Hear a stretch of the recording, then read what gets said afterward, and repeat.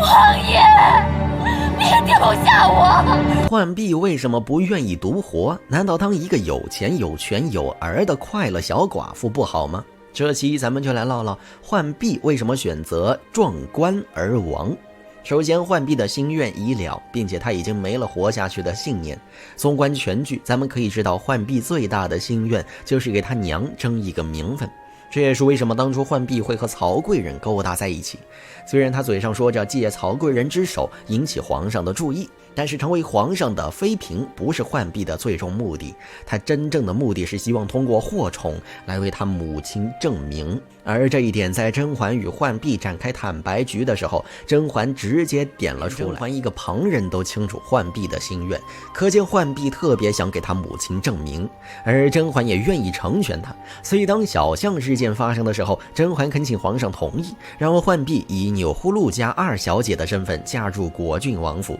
皇上瞧着果郡王一副不情愿的样子，心知这小象不简单，但是皇上也不愿意承认自己头上长草了，于是皇上也直接同意了甄嬛的请求，锁死了碧根果这对 CP。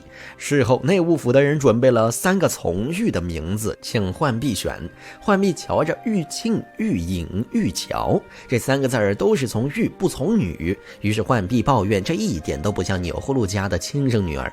一旁的甄嬛看出了浣碧的野心，也不点破，直言你娘入宗庙的事情要紧。尽管浣碧心有不甘，但是为了解决她母亲入宗庙的事儿，浣碧选择了用玉隐这个身份嫁入果郡王府。到这儿，浣碧的心愿可以说已经了了。至于让浣碧活下去的信念，无疑是果郡王。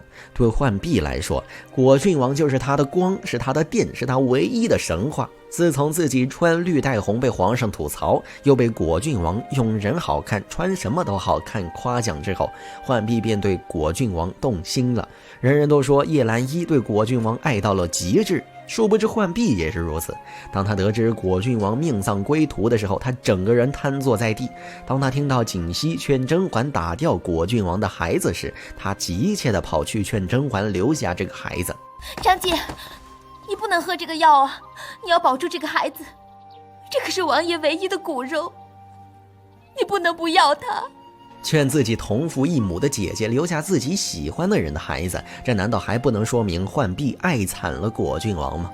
也正因此导致大伙儿纷纷调侃，浣碧在收到果郡王写的家书时，绝对不会去嫉妒家书落尾的那一句熹贵妃安，因为家书开头就是玉隐五妻，这个妻字便足以让浣碧欢喜很久了。这也是为什么在果郡王被皇上除掉之后，浣碧会选择追随果郡王而去，因为他的信念没了，他不知道该怎么活下去了。其次，皇上是不会允许浣碧独活的。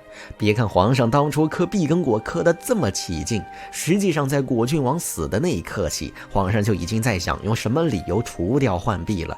为啥这么说呢？咱们来看袁彻在果郡王的葬礼上哭出声被捂住时，浣碧狠狠地挖了一眼苏培盛。苏培盛解释，皇上不允许在果郡王的葬礼上听到哭声。浣碧是这么说的：皇上我这样的人还怕什么？牛啊牛啊，敢正大光明地说皇上行不义不悌的事儿，说明了浣碧他是知道果郡王为何而死的。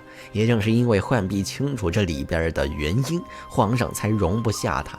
毕竟宫中人人都知皇上疑心深重，就算浣碧拿全族性命发誓，他不会把果郡王的死因说出去，皇上他也不信。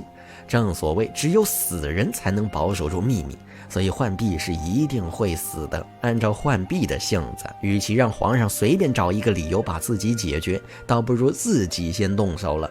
最后咱们再来看果郡王死后，甄嬛哭着和槿汐说，别说甄嬛不能去哭一哭果郡王，就连果郡王出殡当天，袁彻哭着喊着要阿玛时，苏培盛还一把捂住了袁彻的嘴。侧福晋，皇上允许宋明已是格外开恩了，皇上圣旨是不许见哭声的。一个在自己还未懂事时，阿玛就被皇上算计驻守在边关的小孩，千盼万盼就盼着自己的阿玛回来，结果等来的却是一具尸首。如今这个小孩想在自己阿玛的葬礼上哭一哭都不行，这你让浣碧怎么能忍？虽说袁彻不是浣碧的亲生儿子，但是浣碧抚养袁彻多年，多多少少还是有点感情的。他实在是可怜袁彻，再加上果郡王一死，浣碧便没了活下去的信念，所以他才会说像我这样的人还怕什么？是了，浣碧他什么都不在意了。也正是因此，在果郡王的棺木即将抬起的那一刻，浣碧他什么都不顾，直接撞向了棺木。他这意思也正好让众人借此好好的为果郡王哭一哭。